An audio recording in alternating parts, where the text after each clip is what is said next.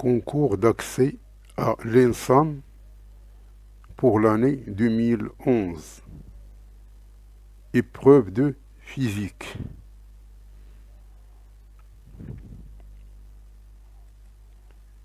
L'exercice numéro 1. Soit un ascenseur de masse grand M destiné à soulever une charge dont la masse maximale est notée petit m. Son mouvement vers le haut est freiné par une force de frottement petit f, supposée constante. On désigne par T la force de traction développée par le moteur de l'ascenseur pour faire monter la charge, soit V la vitesse du montée du système, c'est-à-dire l'ascenseur plus la charge. On donne grand M est égal à 1000 kg, petit m est égal à 800 kg, la force F de frottement est égale à 4000 N et G est égal à 10 mètres par seconde carré. La question numéro 1, exprimer la force de traction T nécessaire au soulèvement du système à une vitesse constante en fonction de grand M, petit m, G et F. Calculer la puissance P1 que doit fournir le moteur pour un V, une vitesse est égale à 3 mètres par seconde. La question 2, exprimer la puissance P2 que doit fournir le moteur pour réaliser une accélération constante de module gamma vers le haut en fonction de grand M, petit m, G, gamma et F. Et la vitesse instantanée V. On néglige l'inertie du moteur. Calculer cette puissance à l'instant t égale à 2 secondes. Si le départ était à vitesse nulle et gamma est égal à 0,8 mètres par seconde carré. La question 3, le câble de traction de masse négligeable de l'ascenseur s'enroule sur le moteur au moyen d'un tambour de rayon grand R. Le tambour a une inertie J par rapport à son axe, c'est-à-dire cette figure ici. À un moment donné, le tambour se trouve sans liaison avec le moteur et le système est alors en chute libre. Trouvez l'accélération gamma du système en fonction de grand M, petit m, J, R, G et F. La question numéro 4, calculer la distance parcourue pour une durée d'une seconde en négligeant le moment d'inertie J du tambour. Le frottement est toujours existant et de module ou bien de résultante F est égale à 4000 N et la vitesse initiale elle est toujours nulle.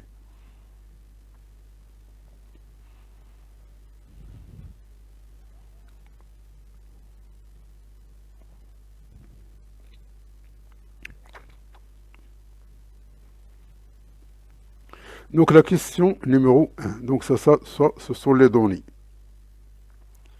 Donc la montée à vitesse constante. Donc la force de traction T compense le poids et la force F, parce que le F, elle est dans le sens contraire du mouvement. Parce que le mouvement, ça se fait dans ce sens ici.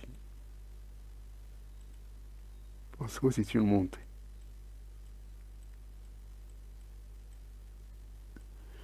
Donc on a, puisqu'il s'agit d'un équilibre, parce que la vitesse elle est constante, c'est-à-dire que la dérivée gamma elle est égale à 0. C'est-à-dire, d'après le principe fondamental de la dynamique, on a P plus T plus F qui est égal à M gamma, gamma égale à 0, c'est-à-dire égal à 0. On projette sur cet axe orienté vers le haut, et bien on aura donc T moins F moins P égale à 0, c'est-à-dire que T elle est égale à P plus F. Et comme la masse ici, c'est la masse, c'est grand M plus petit m, donc est égal à M plus M, G fois plus F. Donc tout ce calcul fait, dont T est égal à 22 000 newtons. Donc le P, ce n'est rien d'autre que T qui est multiplié par V. Donc est égal à 66 kilowatts. Ici, normalement, le P, c'est un produit scalaire de T fois V, puisqu'ils sont collinéaires. Donc T, produit scalaire V, c'est T fois V, car le cosinus de 0, c'est 1.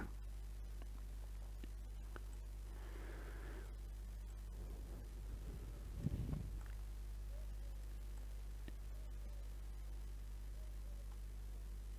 Donc la question numéro 2, on a la montée mais avec une accélération gamma constante vers le haut. Donc tout simplement à la place de 0, on va mettre la masse qui multiplie gamma. Et la masse, c'est la masse totale. Donc c'est la même équation que celle-là. Tout simplement, à la place de 0, on va mettre m plus m gamma. Et bien, on tire le T, l'attraction, donc elle est égale à cette expression ici. Et la puissance instantanée, c'est le produit. Donc maintenant, il faut qu'on cherche le V, parce que pour la première question, elles ont donné le V. Ici, on n'a pas de V. Tout simplement, on a le T et on a gamma. Donc gamma, il est connu et T, il est connu, donc on peut en déduire V. Donc V est égal à gamma fois plus T, puisque la vitesse V0, elle est égale à 0. Donc la vitesse initiale, elle est égale à 0. Donc on cherche le V, donc c'est gamma fois T, et on remplace ici. Donc tout calcul fait, dont T, elle est égale à 23 440 newtons, et par suite P2, ça c'est P2, elle est égale à le produit, donc c'est facile. Donc le produit c'est donc égal à 37,5 kW.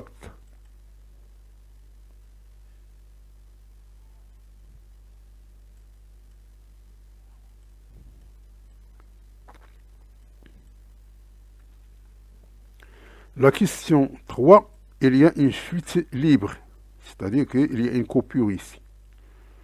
Donc, puisqu'il y a un tambour, donc il y a un moment d'inertie J. Donc,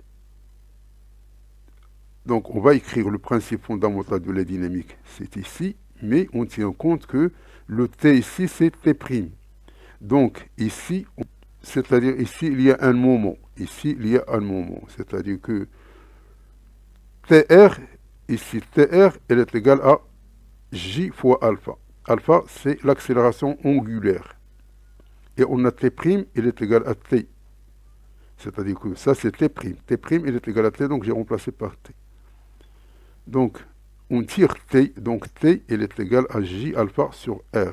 Et alpha, il est égal à gamma sur R. C'est-à-dire que T, il est égal à J qui multiplie gamma sur R au carré. On va la remplacer ici.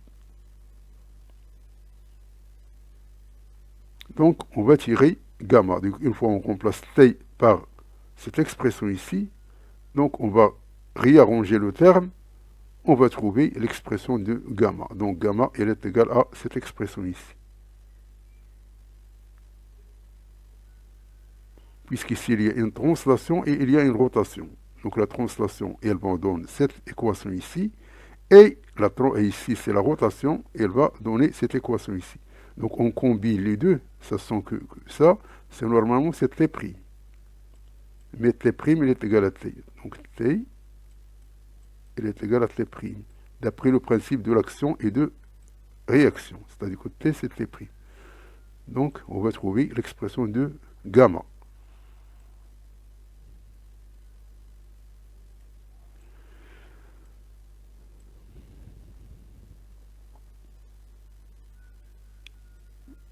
La question 4, c'est la distance parcourue en 1 seconde après la chute libre. Avec J, il est égal à 0.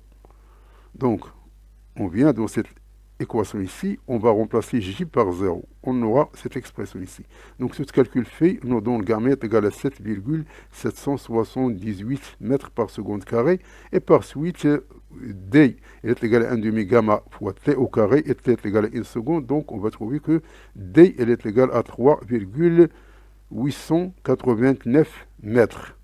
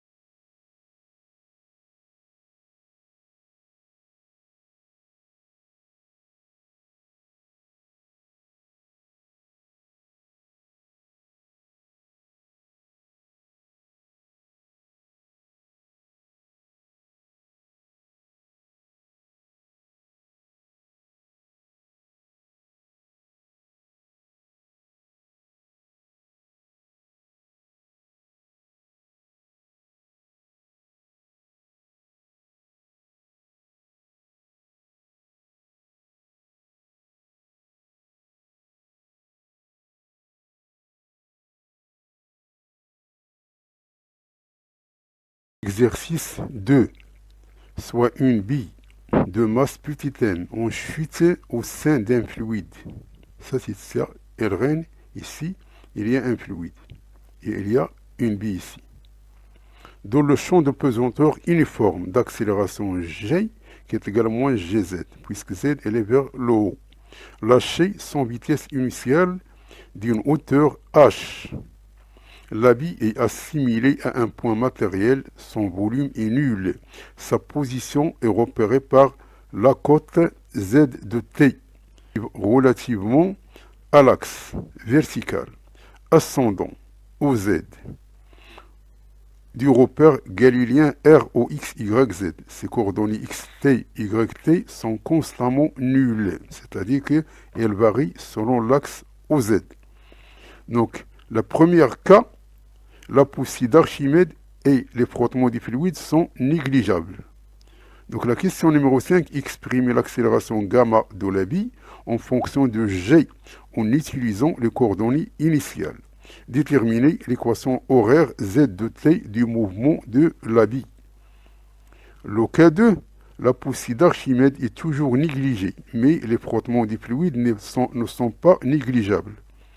Et elles sont représentées par une force F telle que F est égale à moins alpha fois V, agissant sur la bille. V étant le vecteur vitesse instantanée de la bille et alpha c'est une constante positive. La question 6, établir l'équation différentielle du mouvement de la bille.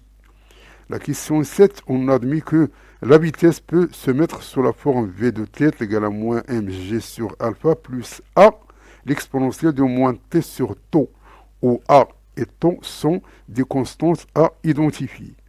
Donc déterminer A et tau en fonction de mg et alpha. La question 8, déterminer la position Z de t de la bille en fonction de petit m alpha g, h et le temps t.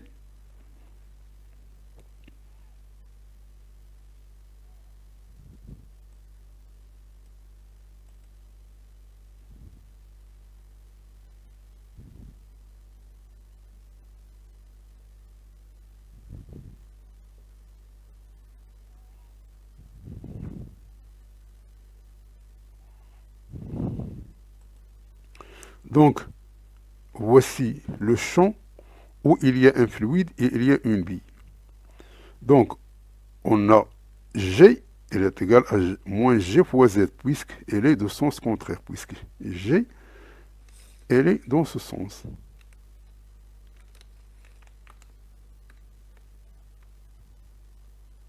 Ça, c'est G. Donc, la bille est lâchée sans vitesse initiale, donc, c'est-à-dire que Z de 0, elle est égale à H, et Z point de 0, elle est égale à 0. Ça, c'est la vitesse. Et ça, c'est la position, puisqu'elle est lâchée à partir de, puisque la bille est lâchée sans vitesse initiale d'une hauteur H. Donc, Z0 pour le point ici, c'est-à-dire initial. Ça, ça n'a rien à voir avec ceci. Ça, c'est à l'instant 0. C'est-à-dire lorsqu'elle est partie de ce point ici. Donc, lorsqu'elle était ici, avant d'être ici, donc lorsque la bille elle est là, donc Z de cette position-là, c'est-à-dire à l'instant 0, elle est égale à H. Et la vitesse, à l'instant 0, elle est égale à 0, sans vitesse initiale. Donc ça n'a rien à voir avec O. Ça, c'est le temps. À l'instant T0, elle était à cette position ici. Donc, puisqu'on néglige la poussée d'Archimède ainsi que les frottements, donc il reste tout simplement le poids. Donc le poids, il est égal à moins mgz, puisqu'il est de sens contraire, et il est égal à m gamma, et gamma ici, c'est porté par l'axe dz, c'est-à-dire mz seconde. Donc on tire z seconde, il est égal à moins g. Donc ça, c'est gamma. Donc une fois on a gamma, donc on peut écrire ce qu'on appelle les équations de z point et l'équation de z de t. Donc on a gamma, elle est égale à moins g. On a z point de t c'est-à-dire la vitesse à l'instant t, elle est égale à moins g de t plus z0 qui est égal à 0, donc c'est égal à moins g de t, et z de t est égal à, et z de t est égal à 1 demi gamma t au carré plus z.0 qui est égal à 0 plus le h, c'est-à-dire z0. Donc on va remplacer gamma par moins g, on aura un moins ici. D'où gamma est égal à moins g, z de t est égal à h moins 1 demi gt au carré.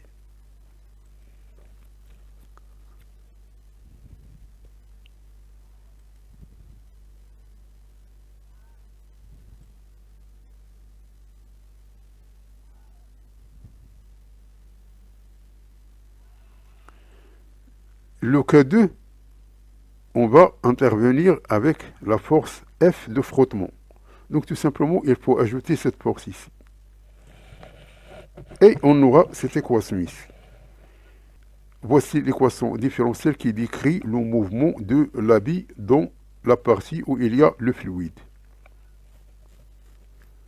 La question 7, on va chercher la solution en tenant compte que V à l'instant t, qui est égal à z point de t, elle a cette forme ici. Ça, c'est donné par l'hypothèse. Le but, c'est de chercher le A et le taux. Donc, on a V. Donc, si on veut gamma z seconde, il faut qu'on dérive ceci. Donc, la dérivation va donner ce terme ici. Donc, on va reporter ces valeurs ici. Donc, on va remplacer z seconde par cette expression et z point par cette expression, et on va égaliser ici. Donc on aura un terme en exponentiel et un terme constante. Donc le terme constante, c'est-à-dire il n'y a pas de, c'est-à-dire alpha sur m qui multiplie moins mg sur alpha, elle est égale à moins g. Et le terme en exponentiel, c'est-à-dire moins a sur tau, plus alpha sur m qui multiplie a, elle est égale à 0. Donc, de ces deux équations, on tire donc le tau, il est égal à m sur alpha. Donc, on connaît la constante du temps. Donc, tau, il est égal à m sur alpha. Il reste tout simplement le a. Donc, le a, pour trouver le a, on va donner la condition initiale. Donc, v à l'instant 0, il est égal à 0. Donc, lorsque ceci est égal à 0, on va remplacer ici. On va remplacer ici, on va trouver le A.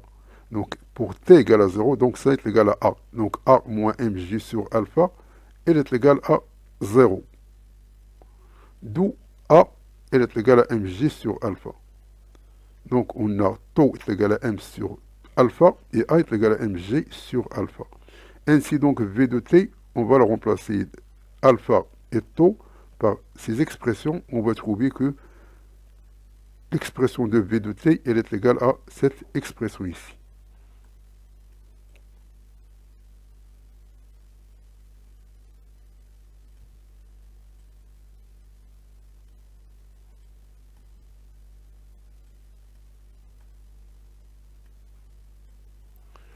La question 8 demande Z de t, c'est-à-dire la cote. Donc, on a V. Pour trouver Z, il faut passer par ce qu'on appelle une intégration. Donc, ceci, donc Z de t, ce n'est rien d'autre que l'intégration de cette équation ici.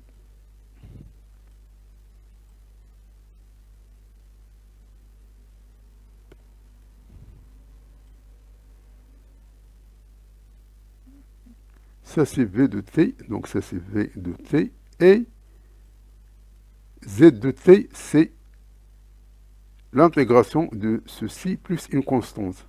Donc la constante ici, c'est Z0. Z0, il est égal à H. Z à l'instant 0, il est égal à H. Donc on va intégrer ici, donc en faisant intervenir ce qu'on appelle la lettre muette, c'est-à-dire que ça c'est U, c'est pour l'intégration, tout simplement. Ça c'est V de U, D de U. Donc ça, D de U.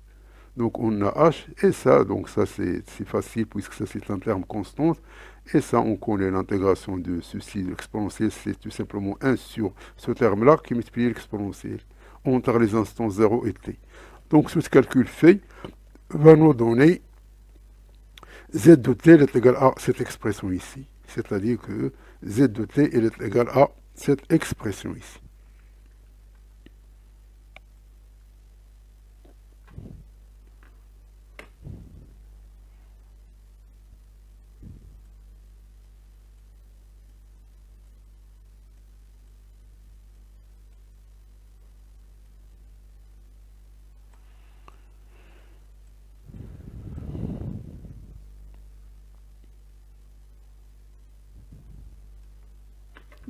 Donc ça, je répète, ça c'est t égale à 0. Ça, 0, c'est t est égal à 0 secondes. À l'instant t0. À l'instant t est égal à 0 secondes. C'est pas ce point-là. C'est-à-dire lorsque la bille était placée dans cette position ici. Avant de descendre ici.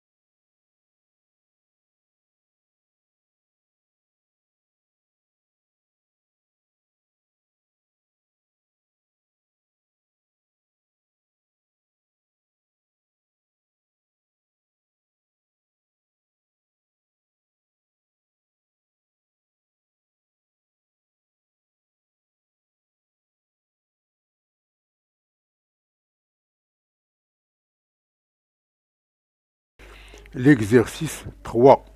On considère un pendule pesant, constitué d'une plaque homogène de forme carrée, de côté 2B, de centre de gravité G, de masse petit m situé dans le champ de pesanteur d'accélération G suivant l'axe vertical OX. Elle est suspendue au milieu de l'un de ses côtés, ici, et réalise dans le repère galiléen ROXYZ des oscillations autour de sa position d'équilibre sans frottement. Pour une position quelconque, la plaque est repérée par l'angle θ, que forme la droite OG avec la verticale OX. On donne le moment d'inertie de la plaque par rapport à l'axe OZ, J est égal à 5mb au carré sur 3. La question 9, exprimer l'énergie potentielle E de la plaque en fonction de petit m, G, B et θ. On prendra E0 est égal à 0 pour θ égale à 0.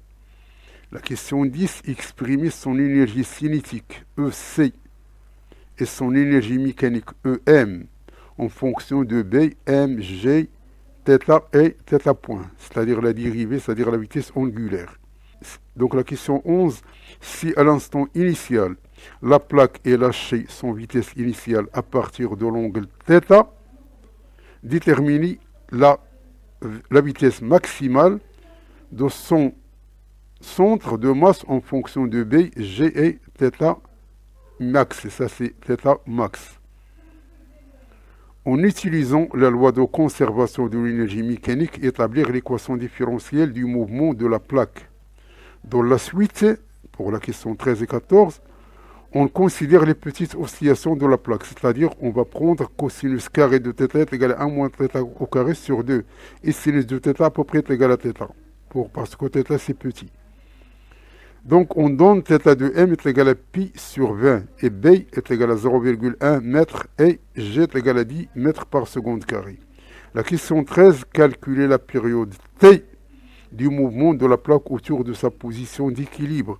Déterminer l'équation horaire du mouvement de la plaque avec application numérique.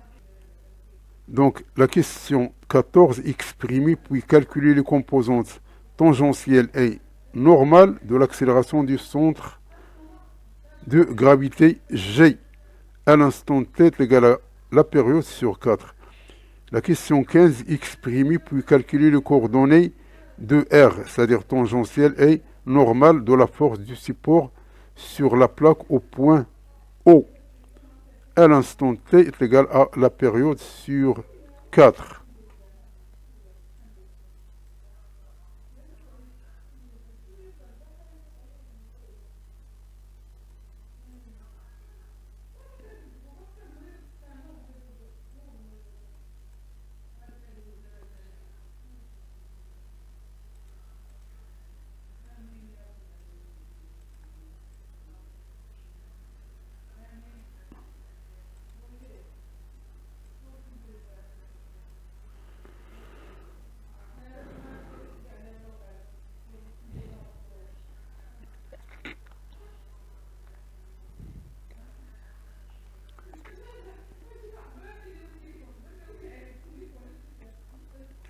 Donc, on a un pendule qui est pesant.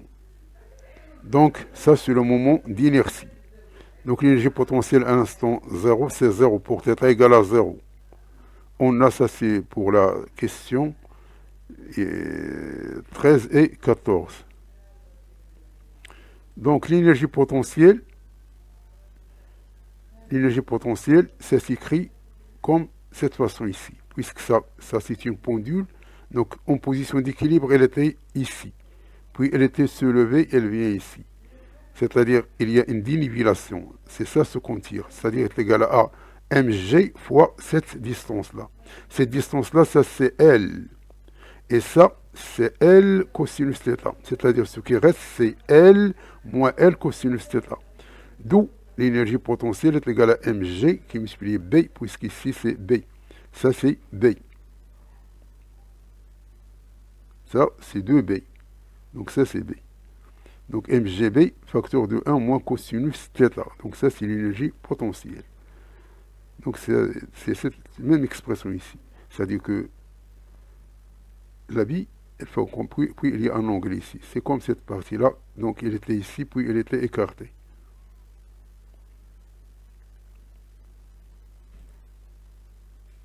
Donc l'énergie cinétique, c'est tout simplement cette expression ici. Donc on a un demi G θ point. Donc J, on va la remplacer par son expression ici. On aura cette équation ici. L'énergie mécanique, c'est la somme des deux. Donc elle a cette expression ici.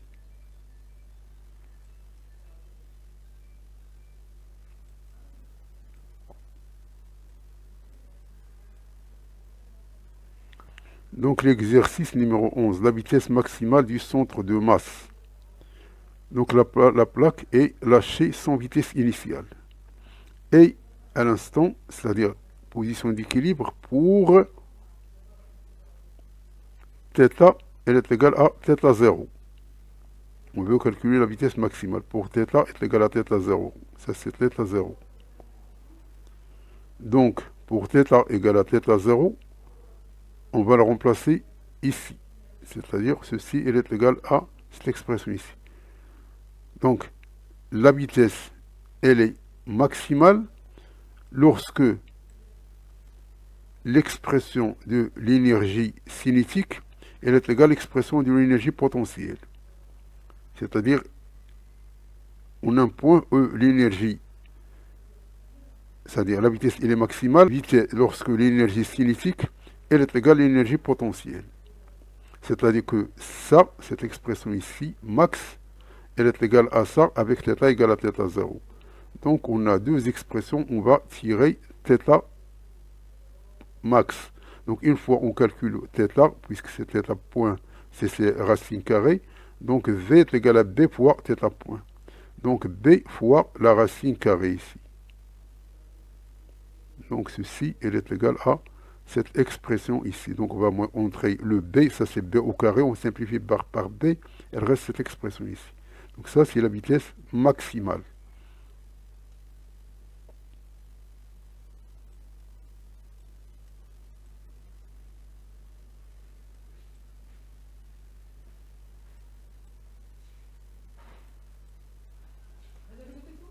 L'exercice numéro 12, on va prendre l'expression de l'énergie mécanique, puisqu'elle est conservative, donc tout simplement on va dériver. Donc dériver de l'énergie mécanique est égal à 0.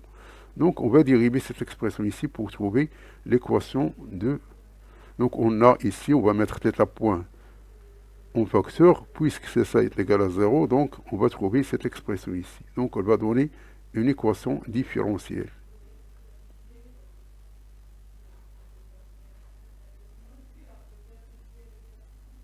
Donc ici, on va mettre M, B et θ point en facteur, donc on simplifie, puisque ça c'est les nuls. Donc il reste tout simplement cette expression ici. Et dans cette expression ici, on va intervenir ces termes ici. Parce que ces termes ici, c'est à partir de la question 13.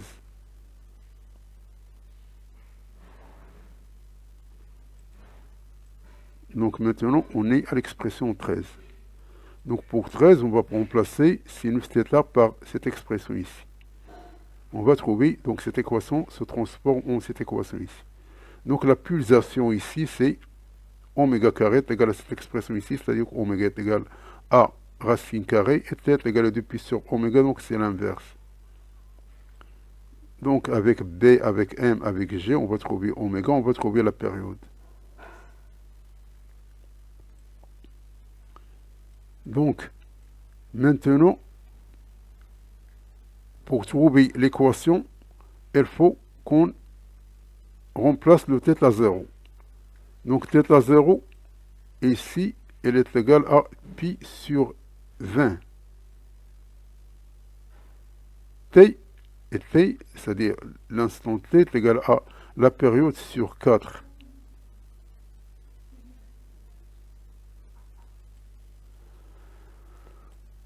Donc, on a θ de T, elle est égale à pi sur 20 cosinus de oméga de T, qui est égal à cette expression ici. Donc ça, c'est θ. Ça, c'est la question 13. On a calculé la période, déterminer l'équation horaire du mouvement de la plaque avec application numérique. La question 14, on va trouver les composantes gamma tangentielle et gamma normale de l'accélération de G pour T est égal à T sur 4. Donc on a T, elle est égale à θ 0 cosinus de oméga de T. Oméga de T. Alors, T, elle est égale à T sur 4. C'est-à-dire est égal à oméga qui multiplie T sur 4. On a T est égal à 2 pi sur oméga. Et T, elle est égale à T sur 4. C'est-à-dire que ici oméga, elle est égale à 2 pi sur T. C'est-à-dire que oméga de T, elle est égale à 2 pi sur T qui multiplie T sur 4. On simplifie ici, il reste pi sur 2. Donc ça est égal à θ 0 cosinus de pi sur 2. Et cosinus de pi sur 2, c'est 0. Et la dérivée, c'est un sinus. Et sinus est égal à 1. C'est-à-dire que θ, elle est égale à 0. Et θ point est égal à moins θ 0 oméga.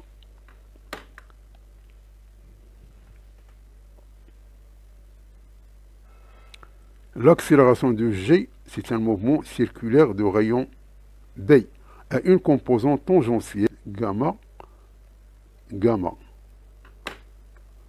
Puisqu'ici c'est gamma.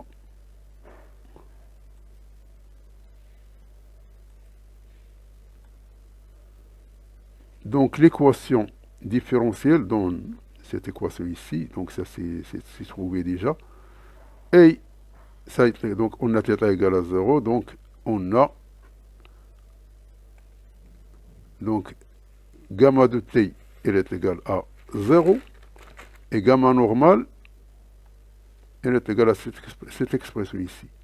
Donc à l'instant t0 qui est égal à pi sur 20, tout ça ce sont des calculs, donc on va trouver que gamma n, elle est égale à cette expression ici, c'est gamma tangentielle est égale à 0 mètres par seconde carré, et normale est égale à 0,148 mètres par seconde carré.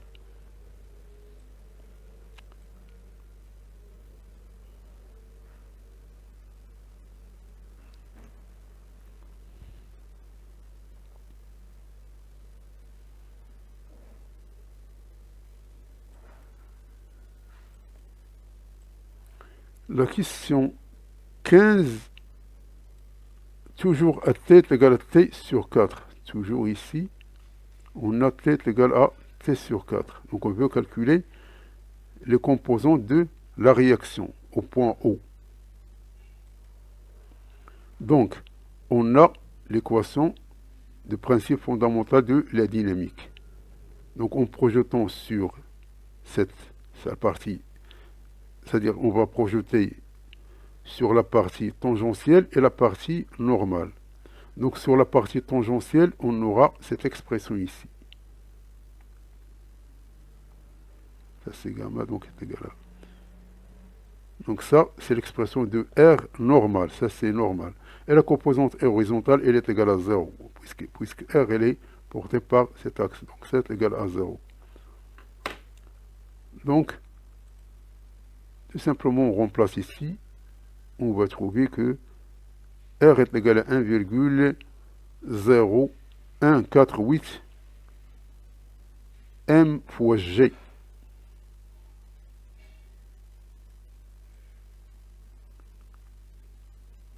Donc, ça c'est Rn et ça c'est tangentiel.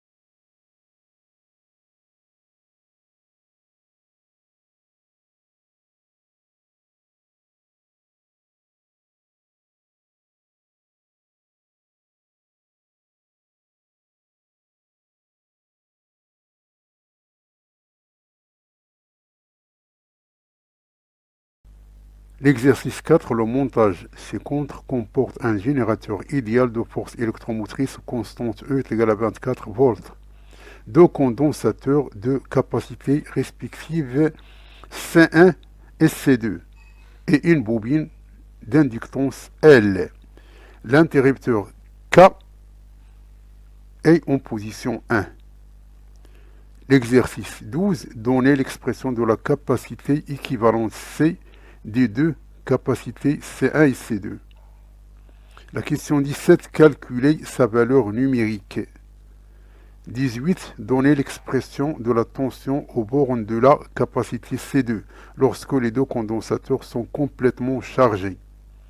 La question 19, calculer sa valeur numérique. La question 20, donner l'expression de la charge électrique Q2 du condensateur C2. Et maintenant, l'interrupteur est en position 2.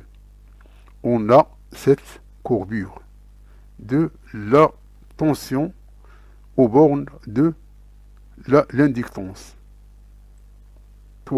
La question 21, donner l'équation différentielle, vérifiée par cette tension qu'on note UL de T. La question 22, donner l'expression de la tension UL de T. La question 23, donner l'expression de la période propre T0 des oscillations en fonction de L et C2. La question 24, calculer sa valeur numérique. Et la question 25, déduire la valeur de l'inductance L.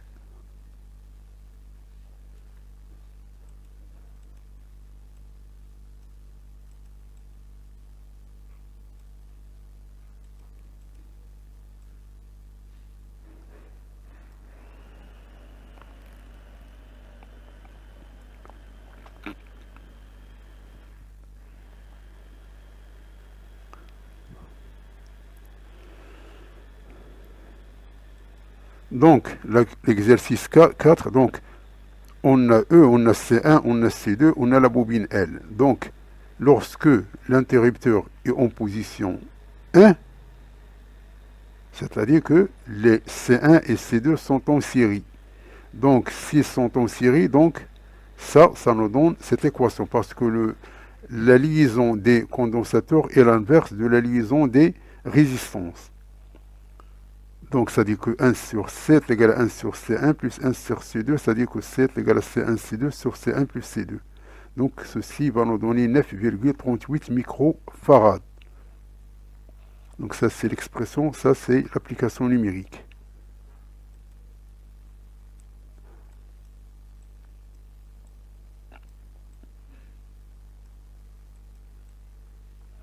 Donc, la tension au borne de C2 que les deux condensateurs sont complètement chargés. Donc, en régime établi, donc la tension au borne de chaque condensateur est égale à celle du générateur. C'est-à-dire UC2 est égal à E. Donc, UC2 est égal à 24, E est égal à 24 volts. Et la charge CQ2 est égale à C2 fois E, elle est égale à 3,6 millicoulomb. Donc, ça, c'est concernant la position 1.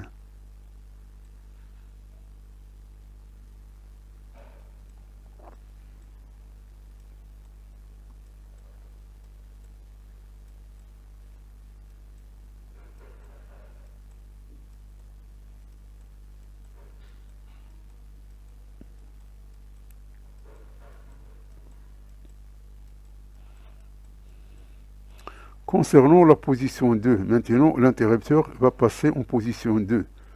C'est-à-dire que le C1 elle est hors service. C'est-à-dire que tout simplement le C2 qui va se décharger dans L. Donc on a un circuit C2L, puisque la position est C2. Donc c'est C2 qui va se décharger dans le circuit. Donc on a U1 T. Ça, c'est U1 de T, ça concerne cette courbe ici. Donc, on a, dans cette maille, on a UL plus UC, elle est égale à 0. Donc, UL, donc son expression, donc ça c'est facile de I, et ainsi de suite. Donc, on remplace, on va trouver cette équation différentielle ici. Donc, la variable ici, c'est I.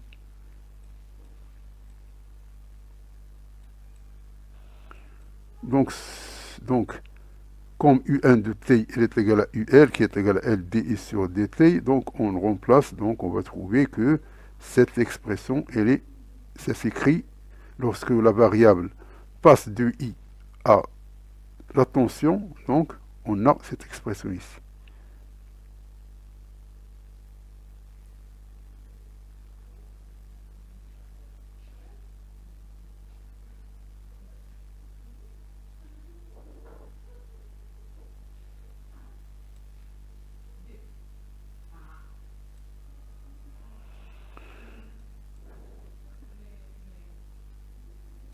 Donc la tension aux bornes de condensateur, donc U2 de T est égal à UC, qui est égal à moins U1 de T. Donc, ceci va nous donner donc U1 à l'instant 0, il est égal à moins E. Et on a l'équation ici, donc c'est une équation sinusoïdale avec oméga 0. Donc ceci, ça nous donne cette expression ici. Donc ça, c'est abordable.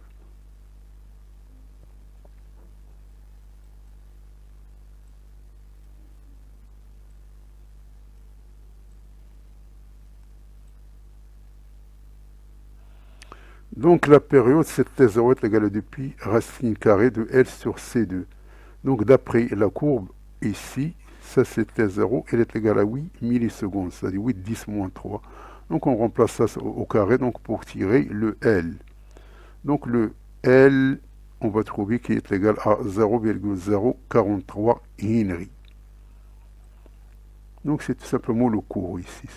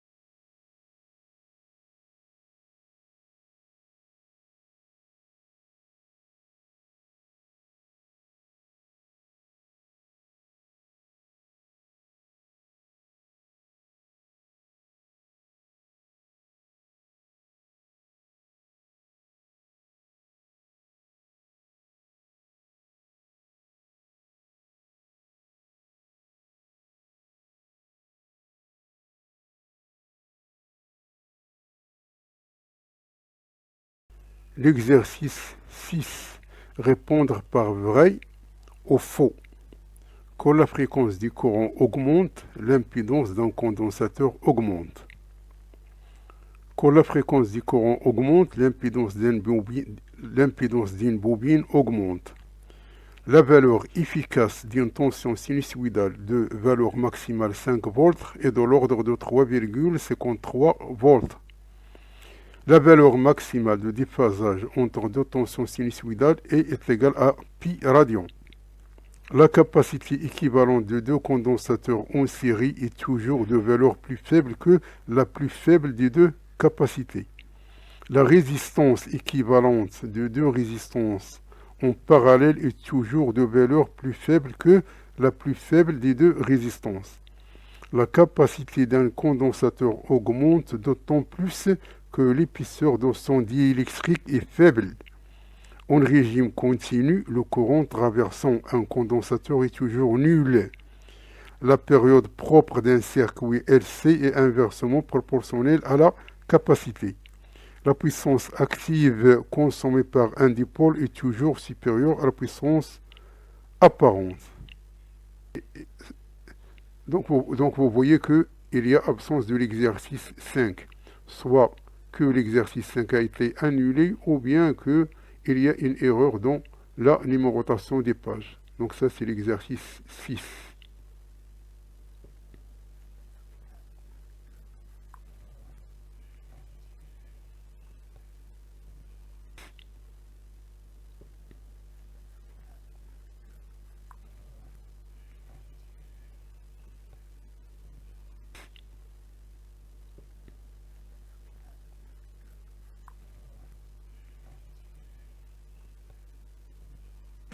L'exercice 6, quand la fréquence du courant augmente, l'impédance d'un condensateur augmente. Donc ça c'est faux. Parce que Z de C, l'impédance est égale à 1 sur C oméga. Donc augmenter oméga, c'est diminuer ZC, c'est pas augmenter. Et l'inverse, si on augmente ça, il diminue, si on diminue ça, il augmente. Donc ça c'est faux. Concernant l'impédance, ça c'est vrai, parce que ZL, l'impédance au niveau de l'inductance, c'est L oméga. Donc lorsque ceci augmente, ceci il augmente. La valeur efficace, c'est tout simplement, vous prenez la valeur donnée et vous divisez par racine de 2. On va trouver que à peu près égal à 3,535, donc c'est vrai. Le déphasage pour deux tensions sinusoïdales, elle est maximale. On dit qu'il est maximal lorsque le déphasage est à peu près égal à moins pi et pi. Entre moins pi et pi, donc c'est vrai. Donc pi, il est inclus dans cet intervalle ici. Si on a des condensateurs en série, alors la capacité équivalente, c'est 1 sur C équivalent. C'est l'inverse de résistance. Donc c'est égal à 1 sur C1 plus 1 sur C2. Donc C1 il est minimal, C2 il est minimal, donc 1 sur C équivalent, il est supérieur à 1 sur C minimal. Donc l'inverse, donc C équivalent, il est inférieur à C minimal, donc c'est vrai.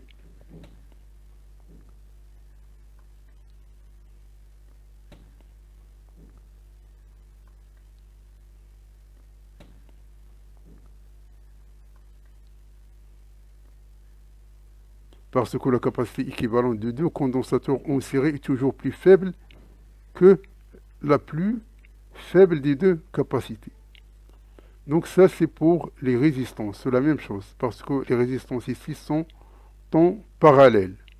Donc en parallèle, c'est comme les condensateurs en série. Donc ça, il est supérieur à 1 sur R minima, donc R équivalent, il est inférieur à R minima, donc il est plus petit.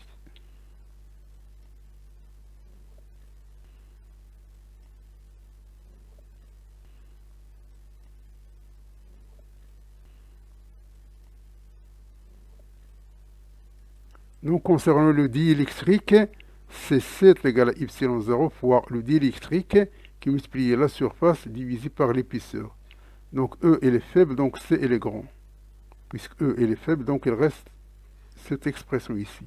Donc ça, donc la capacité d'un condensateur augmente d'autant plus que l'épaisseur de son électrique est faible. Donc lorsque ceci il est faible, il est négligeable. Donc C, elle augmente parce que si E elle n'est pas faible, alors le C, elle va diminuer. Donc, pour que C soit grand, il faut que E soit faible.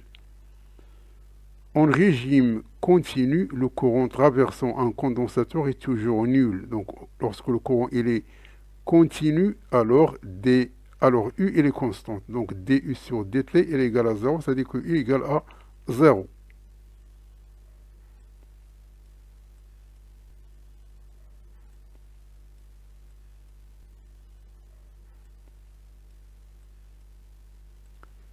La période propre d'un circuit LC est inversement proportionnelle à la capacité. Donc ça c'est faux, parce que T0 est égal à 2 pi racine carrée de LC.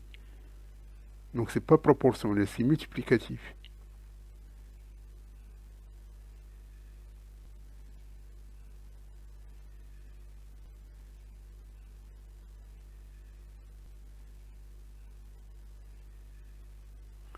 La puissance active consommée par un dipôle est toujours supérieure à la puissance apparente, donc ça c'est faux, parce que la puissance est égale à la surface qui multiplie cosinus phi.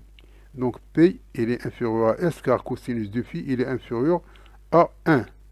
Donc P il est inférieur à S.